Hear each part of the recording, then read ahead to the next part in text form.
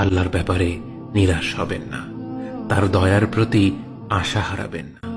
যখন কোনো বান্দার জন্য দুনিয়া সংকীর্ণ হয়ে আসে, বিশেষ করে যখন আপনাকে মানুষ পরিত্যাগ করে, এবং বিশেষ করে এমন কেউ যার উপর আপনি আস্থা রাখতেন কিন্তু সে আপনাকে নিরাশ করেছে, আপনি আল্লাহর পরে তার উপরই আশা রাখতেন অথচ সে আপনাকে লাঞ্ছিত করেছে, সেই সময় জেনে রাখবেন যে আল্লাহ চাচ্ছেন আপনি তার শরণাপন্ন হন। এই পৃথিবীর সবচেয়ে সুখী মানুষ হচ্ছে সে যে আল্লাহর দিকে তার মুখ ফেরায়। এই পৃথিবীর সবচেয়ে সুখী মানুষ সে যে আল্লাহর কাছে তার হৃদয় সমর্পণ করে।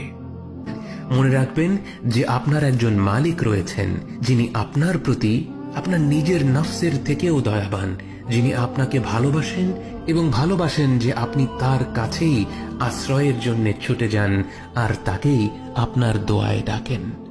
জেনে রাখবেন